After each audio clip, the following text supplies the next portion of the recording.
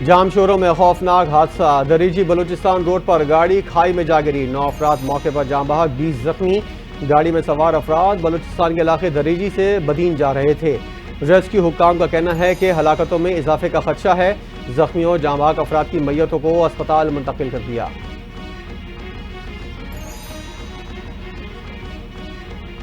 وزیراعظم شہباز شریف 2 روزہ دورے پر آج ترکیہ روانہ ہوں گے، وفاقی وزراء بھی ساتھ ہوں گے۔ ذرائع کے مطابق وزیراعظم اپنے دورے کے دوران ترکیہ کے صدر طیب اردوغان سے ملاقات کریں گے۔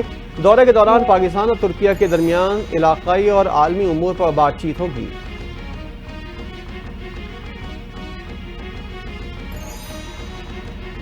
وزیراعظم شہباز شریف کا زیر مبادلہ بھیجنے والے سمندر پار پاکستانیوں کے لیے سول اعزاز دینے کا اعلان۔ شہباز شریف کی زیر صدارت سمندر پار پاکستانیوں کے امور پر خصوصی اجلاس ہوا۔ بیرون ملک مقیم پاکستانیوں کی خدمات کو سراہتے ہوئے پاکستان کے سفیر قرار دے دیا۔ اجلاس میں وزیر خارجہ اسحاق ڈار، آرمی چیف عاصم منیر، وفاقی وزراء نے شرکت کی۔ وزیراعظم نے کہا، سمندر پار پاکستانیوں نے دنیا بھر میں محنت، دیانت اور لگن سے نہ صرف اپنا مقام بنایا بلکہ پاکستان کا نام بھی روشن کیا۔ حال ہی میں منعقد ہونے والے اوورسیز پاکستانی کنونشن میں بڑی تعداد میں سمندر پار پاکستانیوں نے شرکت کی۔ حکومت پر ان کے اعتماد کا واضح ثبوت ہے۔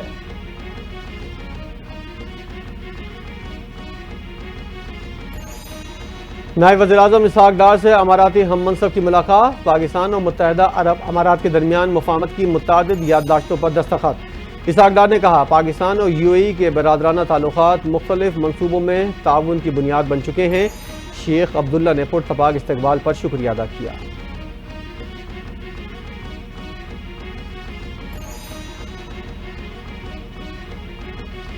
پاکستان اور روانڈا کے تعلقات میں نئی پیش رفت، دونوں ممالک کے مابین سرمایہ کاری سمیت دیگر یادداشتوں پر دستخط۔ اسحاق ڈار نے ہم منصب کا استقبال کیا۔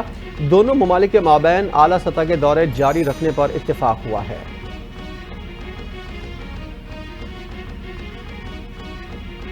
ٹیکسٹائل سیکٹر میں بہتری، وزیراعظم کا اظہار اطمینان۔ شہباز شریف کا ٹیکسٹائل سیکٹر کی برآمدات میں 9.8% اضافے کا خیر مقدم۔ کہا، ٹیکسٹائل سیکٹر کے برآمدات اس وقت $13 بلین کی بلند ترین سطح پر ہیں، جو انتہائی خوش آئند ہے۔ مارچ 2025 میں ٹیکسٹائل سیکٹر کے برآمدات میں گزشتہ ماہ کے مقابلے میں 6.27% اضافہ پاکستانی معیشت کی ترقی اور حکومتی پالیسیوں کی درست سمت کا مظہر ہے۔ وزیراعظم کے مشیر رانا ثناء اللہ کا سندھ کے سینئر وزیر شرجیل میمن سے ایک بار پھر ٹیلی فونک رابطہ۔ دونوں رہنماؤں کا پانی کے مسئلے پر مشاورت کے عمل کو آگے بڑھانے پر اتفاق۔ نہروں کے مسئلے کو حل کرنے کے حوالے سے معاملات کو آگے بڑھانے کا فیصلہ۔ رانا ثناء اللہ نے کہا، تمام معاملات کو افہام و تفہیم سے حل کرنے پر یقین رکھتے ہیں۔ واٹر ریکارڈ کے مطابق کسی صوبے کا پانی دوسرے صوبے کو نہیں دیا جا سکتا۔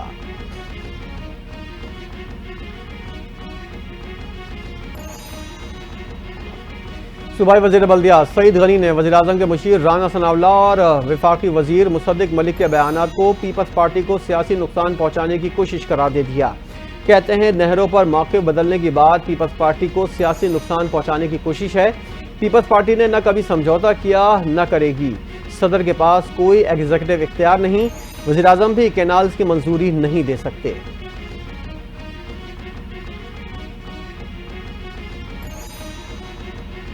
نہروں کا معاملہ غلط فہمی اور مشاورت نہ ہونے کے باعث تنازع کا شکار ہوا۔ اب اس پر مذاکرات شروع ہو چکے ہیں، معاملہ خوش اسلوبی سے طے ہوگا۔ وفاقی وزیر آبی وسائل معین وٹو کے انکشافات کہتے ہیں، گرین پاکستان منصوبے کے تحت 2 نہریں سندھ اور 2 پنجاب میں اور 1 بلوچستان میں بنتی ہیں۔ ہر صوبہ اپنے حصے کے پانی کو اپنی مرضی سے استعمال کر سکتا ہے۔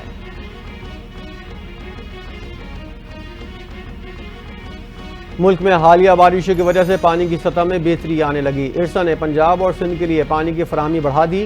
ترجمان ارسا کے مطابق پنجاب کو پانی کی فراہمی 23,800 کیوسک بڑھا کر 64,800 کیوسک کر دی گئی۔ سندھ کو پانی کی فراہمی 10,000 کیوسک سے بڑھا کر 45,000 کیوسک کر دی گئی۔ بلوچستان کو 500، پختونخوا کو 1,900 کیوسک پانی فراہم کر دیا گیا۔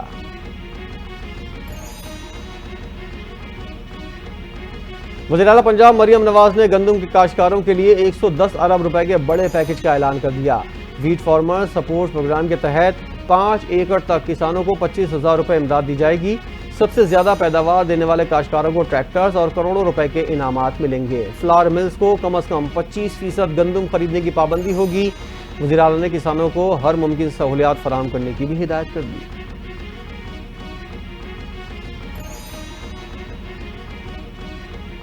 پنجاب میں حالات خراب کرنے کی اجازت نہیں دی جائے گی۔ امن و امان کے قیام کے لیے پنجاب حکومت اقدامات کر رہی ہے۔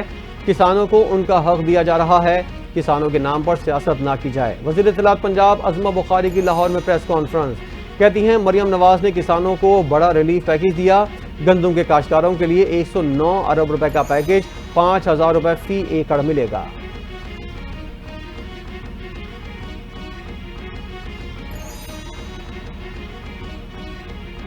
جے یو آئی کا صاف انکار، پی ٹی آئی سے اتحاد نہ کرنے کا فیصلہ۔ جے یو آئی پی ٹی آئی کے ساتھ باضابطہ الائنس کا حصہ نہیں ہوگی۔ جے یو آئی حکومت کے خلاف اپنی تحریک چلائے گی۔ مرکزی کونسل اجلاس میں فیصلہ، پارٹی نے حتمی فیصلوں کا اختیار فضل الرحمان کو دے دیا۔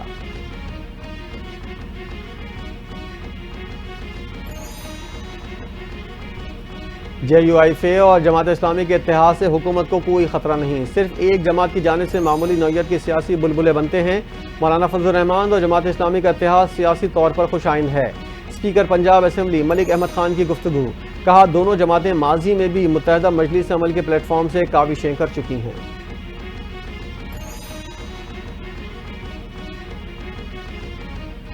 جے یو آئی ایک بڑی جماعت ہے، ان کا جو بھی فیصلہ ہوگا قبول ہوگا۔ ہمارے پاس آفیشل ان کی طرف سے ابھی ایسا کچھ نہیں آیا۔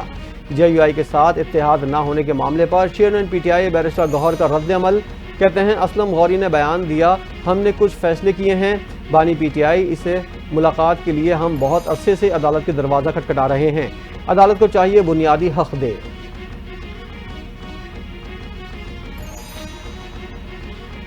26ویں ترمیم ڈھانچہ جاتی اصلاحات تھیں جو کہ نظام کی بہتری کے لیے کی گئیں۔ میرے خیال میں 26ویں ترمیم کے بعد کسی ترمیم کی ضرورت نہیں۔ وفاقی وزیر قانون کی گفتگو، کہا فوجی شخصیات پر حملہ کرنے پر پھولوں کے ہار تو نہیں پہنائے جائیں گے، ایسے ملزمان کو قانونی کارروائی کا سامنا تو کرنا پڑے گا، عدالتیں جو فیصلہ کریں گی اس پر عمل کریں گے۔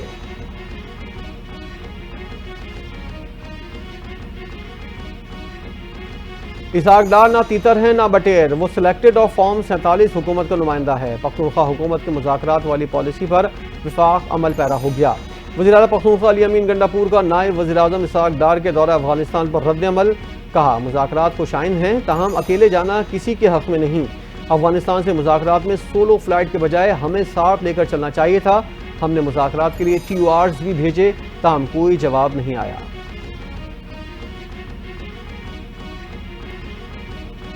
اسلام آباد میں اسلامک یونیورسٹی کے 22 سالہ طلبہ کو نجی ہاسپٹل میں گولی مار کر قتل کر دیا گیا۔ تھانہ رمنہ پولیس نے مقدمہ درج کر کے تحقیقات شروع کر دیں۔ مقتولہ کی بہن نے بتایا نامعلوم نوجوان ہاسٹل میں زبردستی کمرے میں داخل ہوا، سب کو خاموش رہنے کا کہا اور گولی مار دی۔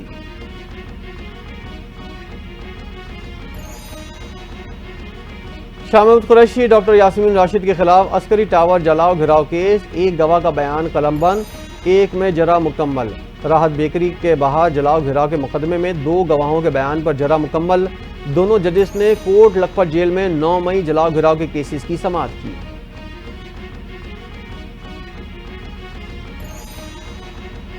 وزیراعظم شہباز شریف کا 2 سال بعد لاہور اور باکو کے درمیان پی آئی اے کی براہ راست پرواز کی بحالی کا خیر مقدم۔ لاہور سے باکو کے لیے پروازوں کو سیاحت اور علاقائی روابط کے لیے اہم سرگرمی قرار دے دیا۔ کہا محترمہ شاہدہ اسماعیل کی کپتانی میں افتتاحی پرواز کی اڑان قابل فخر ہے۔ پاکستانی خواتین ہوا بازی سمیت مختلف شعبوں میں شاندار کارکردگی کا مظاہرہ کر رہی ہیں۔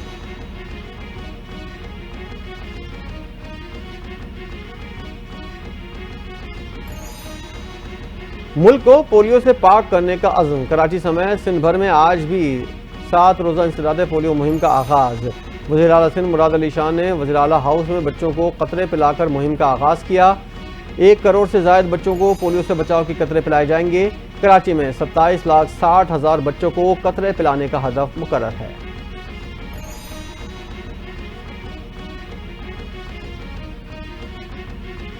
بچوں کو معذوری سے بچانا ہم سب کی ذمہ داری ہے۔ پولیو کے خاتمے کے لیے حکومت سندھ پرعزم ہے۔ وزیراعظم سندھ کا خطاب، کہا شدید گرمی کے باوجود فرنٹ لائن ورکرز قوم کے مستقبل کو محفوظ بنانے میں مصروف ہیں۔ والدین اپنے بچوں کو پولیو کے قطرے ضرور پلائیں، 5 سال سے کم عمر بچوں کو قطرے پلانا لازمی ہے۔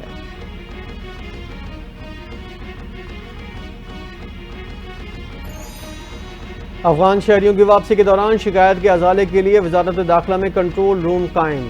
حکام کے مطابق کنٹرول روم 24 گھنٹے افغان شہریوں کی معاونت کے لیے کام کرے گا۔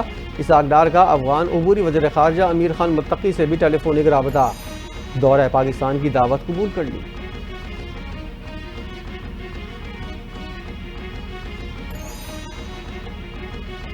ضلع کرم میں مستقل اور پائیدار امن کے لیے سیمینارز کا انعقاد، قبائلی عمائدین، ضلع انتظامیہ اور اسٹیک ہولڈرز کی شرکت۔ کرم میں پائیدار امن کے قیام کے لیے تجاویز پیش کی۔ عمائدین نے کہا امن معاہدے کے بعد راستے بند رکھنا افسوسناک ہے۔ عمائدین کا آمد و رفت کے راستے فوری کھولنے اور محفوظ بنانے پر زور۔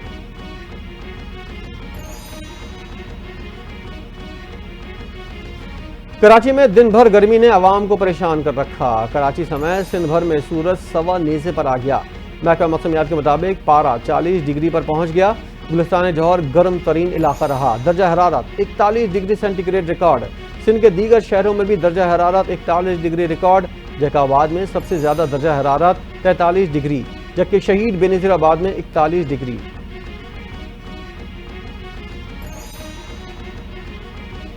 شیخ حسینہ واجد کی مشکلات کم نہ ہو سکیں۔ بنگلہ دیش نے حسینہ واجد کے خلاف انٹرپول سے ریڈ نوٹس کی درخواست کر کے عالمی کارروائی کا آغاز کر دیا۔ بنگلہ دیشی پولیس نے حسینہ واجد سمیت 12 مفرور ملزمان کے خلاف باضابطہ درخواست دے دی۔ پولیس کا کہنا ہے ریڈ نوٹس کی درخواست عدالتی احکامات اور ٹھوس شواہد کی بنیاد پر دی گئی ہے۔ کون کون میچ فکسنگ میں ملوث رہا ہے، بڑے بڑے راز کھلنے والے ہیں۔ راشد لطیف نے پاکستان کرکٹ میں میچ فکسنگ کے راز فاش کرنے کی دھمکی دے دی۔ کہا کتاب لکھنا شروع کر دی ہے۔ 90 کی دہائی میں کرکٹ میچ فکسنگ کا عروج تھا، سب بتاؤں گا فکسنگ کیسے ہوتی تھی، کون کرتا تھا، 90 کے دور کی کرکٹ میں کیا کیا ہوتا رہا یہ بھی بتاؤں گا۔ صدارتی معافی نامے کی درخواست کس سابق کپتان نے جمع کروائی تھی، سب اپنی کتاب میں بتاؤں گا۔ اور نہ اے سی نہ گرمی، 2025 کی امیر ترین شخصیات کی فہرست کے مطابق ایشیا کے سب سے امیر شخصیت مکیش امبانی کی مجموعی دولت اور اثاثوں کی مالیت 86 بلین ڈالر سے زائد ہے۔ بھارتی میڈیا رپورٹس کے مطابق دنیا بھر میں اپنی مثال آپ ہونے کے سبب مشہور بلڈنگ ایٹلینا کی قیمت تقریباً 15,000 کروڑ بھارتی روپے ہے۔ مکیش امبانی کے 27 منزلہ محل نما گھر میں کوئی روایتی ایئر کنڈیشن موجود نہیں، اس کے باوجود بھی گھر ٹھنڈا رہتا ہے۔